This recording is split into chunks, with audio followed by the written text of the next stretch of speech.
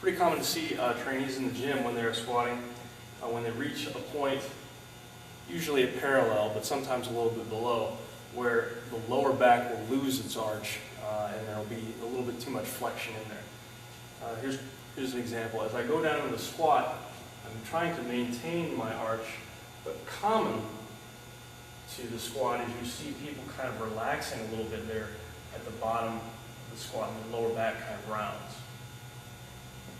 What should happen is as you are squatting, you should be able to maintain that arch. It's usually a flexibility issue or it could be just a form issue, but it kind of depends on the training. So as you go down into the squat, if you are conscious and if you are flexible enough, you should be able to maintain that very tight arch all the way through to the very bottom of the hole and then squat up. I'm going to show you a few things that you can do maybe to improve that. If a trainee just cannot seem to get the hang of the proper positioning at the bottom of their squat, you probably want to start there. I've seen a lot of coaches do things like box squats and trying to correct the arch from the top down. Sometimes it works better to start at the bottom and work your way up. If you start at the bottom and you have a trainee all hunched over here, if they start at the bottom of the squat and if their hands are positioned on a rope or a power rack, sometimes it's easier to get into a good position for their squat. Notice how my lower back right now is kind of rounded. That's pretty natural.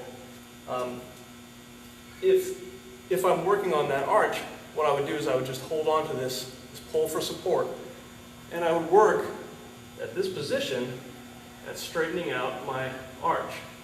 When you do this, you're going to feel a lot of strain actually here in your hamstrings and in your hips, more than you will in your lower back.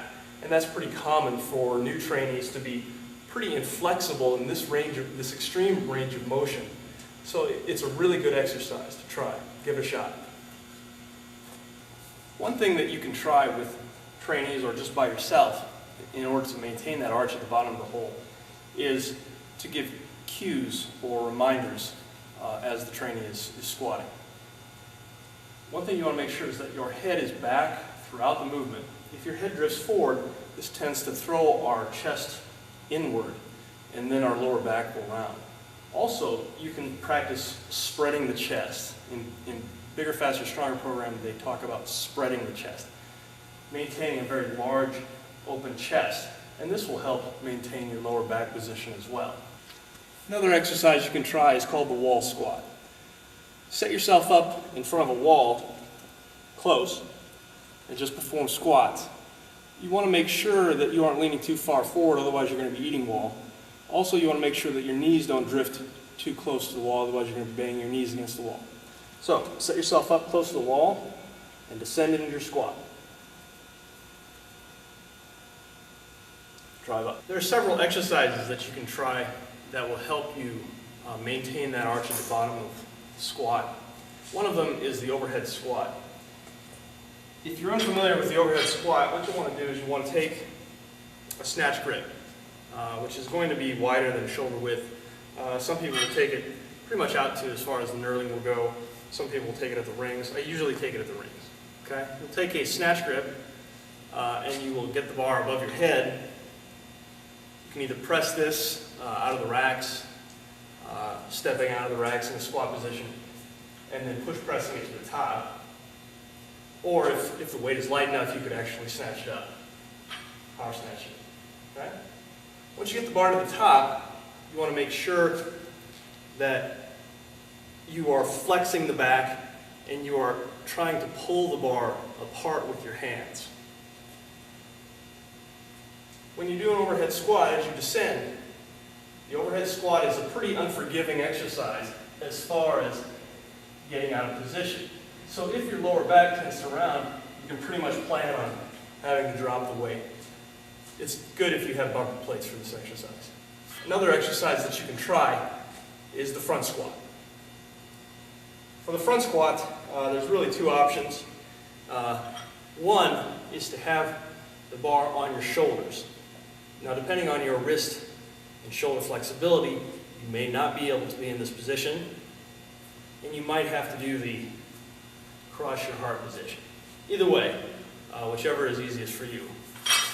For me, it's easier just to take a regular clean grip, get into position on my shoulders. Normally you take this out of the rack, of course. Keep the chest up and out, and your elbows, you will try to drive up to the ceiling. Head back, of course. Head up, chest out, stomach tight. Lower into the squat, and drive up. And that's front squat.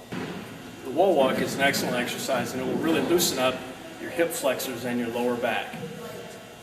The first time I saw this exercise, I saw Pavel perform, and I thought there's no way I can do that. But if you keep your glutes tight as he instructs, there really should be minimal risk to your lower back.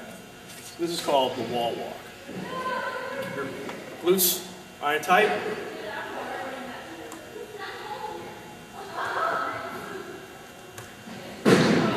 That's the wall walk.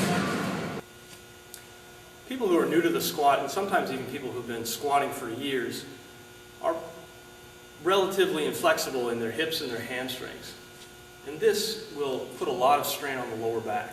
And because the body is trying to take that load off of the hamstrings, it will cause the upper body to round. There are a few stretches and drills that you can try that will just loosen up the hamstrings. These aren't necessarily things that you would do as a dynamic warm-up, but they might be things that you do outside of the gym. The traditional hamstring stretch, which is to keep your legs straight, keep your back as flat as possible, and lean over and stretch. That's a really good stretch for the hamstrings.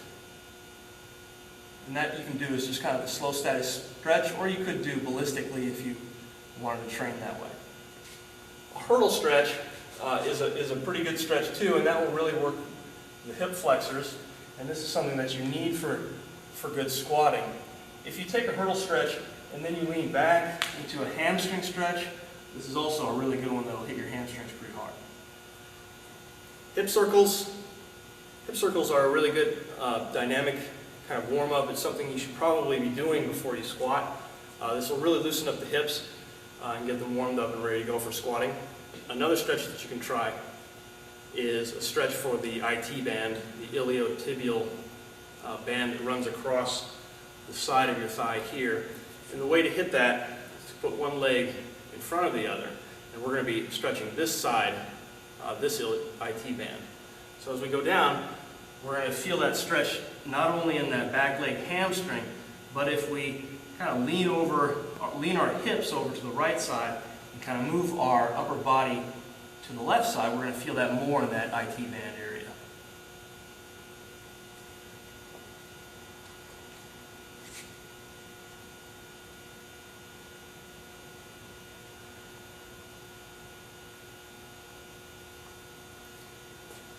If you're feeling tight in the glutes, those exercises will also work. One exercise that I have found is a really good stretch for the glute, and I had some injuries, would be just to get down on all fours and then rock from side to side. It doesn't seem like much of an exercise or much of a stretch, but it really does work. Give it a shot.